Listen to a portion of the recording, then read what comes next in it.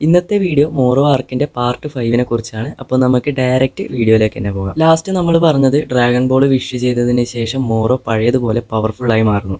ഈ സമയം ഗോക്കുവും വെജീറ്റയും ഫ്രീസ ഫോഴ്സ് മെമ്പറെ തടുക്കാൻ പോകുന്നു എന്ന് പറഞ്ഞില്ലേ? ഇവരുടെ ഡബിൾ ഇരട്ടി സ്പീഡിൽ പറന്ന് ആ വിഷ് ചെയ്ത സ്ഥലത്തേക്ക് മോറോ എത്തുന്നു.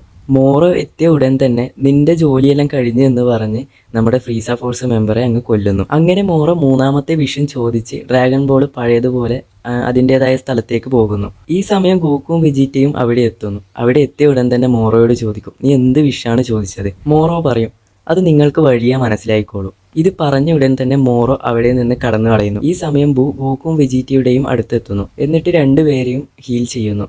ഹീൽ ചെയ്ത ഉടൻ തന്നെ പറയും, നമുക്ക് വേഗം മോറോയെ പിടിക്കണം. ഇതേ സമയം മോറോ മറ്റൊരു ഭാഗത്ത് നിന്ന് പ്ലാനറ്റിൻ്റെ ലൈഫ് എനർജി പിന്നെയും അബ്സോർബ് ചെയ്യാൻ തുടങ്ങും. അങ്ങനെ ഗോക്കും വെജീറ്റ ഇവർ 3 പേരും കൂടി മോറോയുമായിട്ടൊരു ഫൈറ്റ് ഉണ്ടാകുന്നു. ഈ സമയം മോറോ തൻ്റെ മാജിക്കൽ പവർ ഉപയോഗിച്ച് തിരിച്ചും അറ്റാക്ക് ചെയ്യുന്നു. അങ്ങനെ ഇവരുടെ ഫൈറ്റിൽ ഒരു ഘട്ടത്തിൽ എത്തിയപ്പോഴേക്കും മോറോ ഔട്ടർ സ്പേസിലേക്ക് കടന്നു കളയുന്നു. ഇതേ സമയം നമ്മുടെ ഗോക്കും വെജീറ്റയ്ക്കും ഔട്ടർ സ്പേസിലേക്ക് പോകാൻ സാധിക്കുന്നില്ല, കാരണം അവർ സയൻസ് ആയതുകൊണ്ട്. അതേസമയം ബൂവിന് ആ ഒരു പ്രശ്നമൊന്നും ഇല്ലാത്തതുകൊണ്ട് ഞാൻ മോറോയുമായിട്ട് ഫൈറ്റ് ചെയ്യാമെന്ന് പറഞ്ഞ് ഔട്ടർ സ്പേസിലേക്ക് പോകുന്നു. അങ്ങനെ മോറോയും ബൂവും തമ്മിൽ അവിടെ പിന്നെയും ഒരു ഫൈറ്റ് ഉണ്ടാകും. ഇതേ സമയം ഗോക്കും വെജീറ്റയുടെ അടുത്ത് മിയറസ് കടന്നു വരുന്നു. മിയറസ് തൻ്റെ സ്പേസ്ഷിപ്പിൽ ഗോക്കും വെജീറ്റയും കയറ്റി ഔട്ടർ സ്പേസിലേക്ക് പോകുന്നു. അങ്ങനെ സ്പേസ്ഷിപ്പിൽ എത്തിയ ഗോക്കും വെജീറ്റയും മിയറസിനോട് പറയും ബൂവിനോട് ആ ഒരു സീലിംഗ് ടെക്നിക്ക് യൂസ് ചെയ്യാൻ വേണ്ടി പറയാൻ. ഈ സമയം മിയറസ് പറയും, ബൂ എന്തൊക്കെ ചെയ്താലും ആ ഒരു സീലിംഗ് ടെക്നിക്ക് യൂസ് ആകില്ല. കാരണം ബൂ പണ്ട് സുപ്രീം കായയെ അബ്സോർബ് ചെയ്ത സമയത്ത് മുഴുവൻ പവറും ബൂവിന്റെ കയ്യിലുണ്ടായിരുന്നു. പിന്നീട് ബൂ 2ആയി സ്പ്ലിറ്റ് ആയതോടെ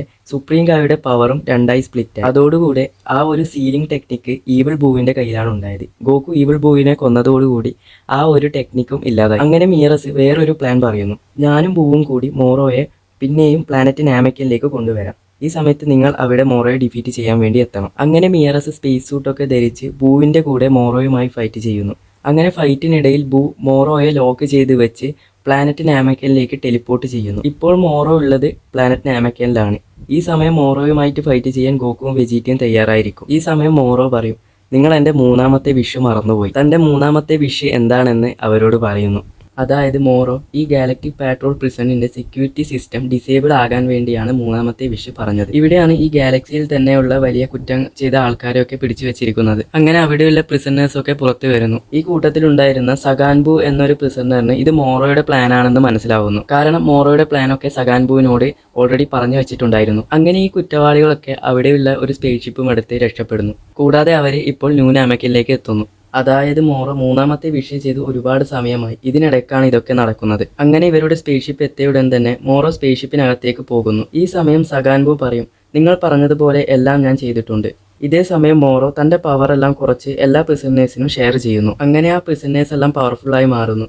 അതോടെ മോറോ ഗോക്കുവിനെയും വെജീറ്റയും ഡിഫീറ്റ് ചെയ്യാൻ അവർക്ക് ഓർഡർ കൊടുക്കുന്നു. അങ്ങനെ ഗോക്കു, വെജീറ്റ ആൻഡ് പ്രിസണേഴ്സ് തമ്മിൽ ഒരു ഫൈറ്റ് ഉണ്ടാകുന്നു. ഗോക്കു, വെജീറ്റ ഇവരെയൊക്കെ ഈസി ആയിട്ട് ഡിഫീറ്റ് ചെയ്യുന്നു. ഇതേ സമയം മോറോ പിന്നെയും ന്യൂ നാമക്കിന്റെ ലൈഫ് എനർജി അബ്സോർബ് ചെയ്തുകൊണ്ടേയിരിക്കും. അതായത് പ്ലാനറ്റിൽ നിൽക്കുന്നവരുടെ അടക്കം എനർജി അബ്സോർബ് ചെയ്യും. അങ്ങനെ പിന്നെയും ഗോക്കുവിന്റെയും വെജീറ്റയുടെയും ലൈഫ് എനർജി കുറയുന്നു. കൂടാതെ നേരത്തെ ബൂ മോറോയുമായിട്ട് ഫൈറ്റ് ചെയ്തത് കൊണ്ട് തന്നെ നല്ല രീതിയിൽ വീക്കായിട്ടായിരിക്കും ഉണ്ടാവുക. അതുകൊണ്ട് ബൂവിനും ഒന്നും ചെയ്യാൻ സാധിക്കുന്നില്ല. ഈ സമയം നേരത്തെ പറഞ്ഞ സഗാൻബു ഗോക്കുവും വെജീറ്റയും ഈസി ആയിട്ട് ഡിഫീറ്റ് ചെയ്യുന്നു. കാരണം രണ്ടുപേരുടെയും പവർ കംപ്ലീറ്റ് ആയി ഡ്രെയിൻ ആയി. ഈ സമയം ഗോക്കു മോറോയോട് ചോദിക്കും, നീ എന്തിനാണ് ഇങ്ങനെയൊക്കെ ചെയ്യുന്നത്?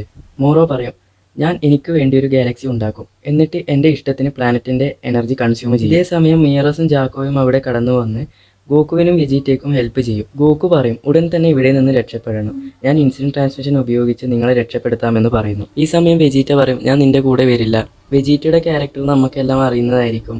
കാരണം ഒരു ഫൈറ്റ് ഉണ്ടായി കഴിഞ്ഞാൽ അതിൽ നിന്ന് ഓടി ഒളിക്കാൻ നമ്മുടെ വെജീറ്റയ്ക്ക് സാധിക്കില്ല. അങ്ങനെ വേറെ വഴിയില്ലാതെ ഗോക്കു, മിയറസും ജാക്കോയും കൂടി അവിടെ നിന്നും ടെലിപ്പോർട്ടായി ഗാലക്റ്റിക് പാട്രോൾ ഹെഡ്ക്വാർട്ടേഴ്സിലേക്ക് പോകുന്നു. അതുപോലെ ബൂയും അവിടെ നിന്ന് എസ്കേപ്പ് ആവുന്നു. ഇതേ സമയം വെജീറ്റ മിയറസിന്റെ സ്പേസ്ഷിപ്പിൽ കയറി പൈലറ്റിനോട് പറയും പ്ലാനറ്റ് യാർഡ്നെറ്റിലേക്ക് പോകാൻ. അങ്ങനെ ഈ മോറോ ന്യൂനാമെക്കിന്റെ മുഴുവൻ ലൈഫ് എനർജി അബ്സോർബ് ചെയ്യും. പ്ലാനറ്റിൽ ഇപ്പോൾ ഒരു ജീവി പോലും ജീവിച്ചിരിപ്പില്ല, എല്ലാം നശിച്ചുപോയി. അതായത് ഒരു ഡെഡ് പ്ലാനറ്റായി മാറി. മോറോ സഗാൻബുവിനോട് പറയും, ഇനിയും എനിക്ക് പ്ലാനറ്റ് വേണം. ഒരുപാട് ലൈഫ് എനർജി അബ്സോർബ് ചെയ്യണം. ഈ സമയം അവിടെ ഉണ്ടായ പ്രിസന്നേഴ്സ് ഓരോ ഗാലക്സിയിലേക്കായിട്ട് പോകും. അവിടെ ഏതെങ്കിലും ലൈഫ് എനർജി ഉള്ള പ്ലാനറ്റ് ഉണ്ടോ എന്ന് നോക്കാൻ വേണ്ടി. അങ്ങനെ ആ പ്ലാനറ്റ്സ് ഒക്കെ കണ്ടുപിടിച്ച് മോറോ ആ പ്ലാനറ്റിന്റെ ഒക്കെ ലൈഫ് എനർജി അബ്സോർബ് ചെയ്യുന്നു. ഇങ്ങനെ ഒരു 3-4 ദിവസം പോകും. അതുപോലെ തന്നെ മോറോ കുറച്ചായിട്ട് പവർഫുൾ ആയിട്ട് മാറിക്കൊണ്ടിരിക്കുകയും ചെയ്യും. ഇതേ സമയം നമ്മൾ ആദ്യം പറഞ്ഞ മക്രാനി സിബ്ലിൻസ് പിന്നെയും ബ്ലൂ ആരം എടുക്കാൻ വേണ്ടിയിട്ട് പ്ലാനറ്റ് ജുങ്കാലയിലേക്ക് പോകും. ഈ സമയം ഗോകുവും മിയറസും ഇവരുമായിട്ടുണ്ടായ ഫൈറ്റിൽ ഗോകു പറയുന്നത് കേട്ടിട്ടുണ്ട്.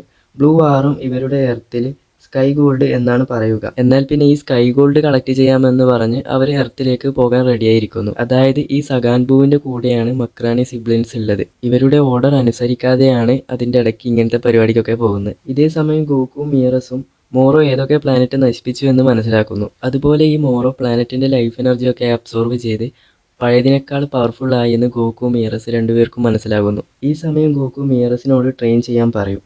കാരണം ഗോകു മിയറസിന്റെ സ്പീഡ് സെൻസ് ചെയ്തിട്ടുണ്ട്. മിയറസിന്റെ മൂവ്മെന്റ് സ്പീഡ് വളരെ കൂടുതലാണ്. ഗോകു അൾട്രാ ഇൻസ്റ്റിക്റ്റ് യൂസ് ചെയ്യുന്ന സമയത്ത് ഓപ്പണന്റ് ഫൈറ്റ് ചെയ്യുമ്പോൾ ഓട്ടോമാറ്റിക്കായി സെൻസ് ചെയ്ത് മൂവ് ആവും. ഏകദേശം ഇതുപോലെയാണ് മിയറസിന്റെ സ്പീഡ്. അതുകൊണ്ട് തന്നെ ഗോകു പറയും, നിന്റെ കൂടെ ട്രെയിൻ ചെയ്താൽ എൻ്റെ അൾട്രാ ഇൻസ്റ്റിക്റ്റ് ഫോം മാസ്റ്റേർഡ് ആകാൻ ചാൻസ് ഉണ്ട്. അങ്ങനെ ഇവർ ട്രെയിനിങ് സ്റ്റാർട്ട് ചെയ്യുന്നു.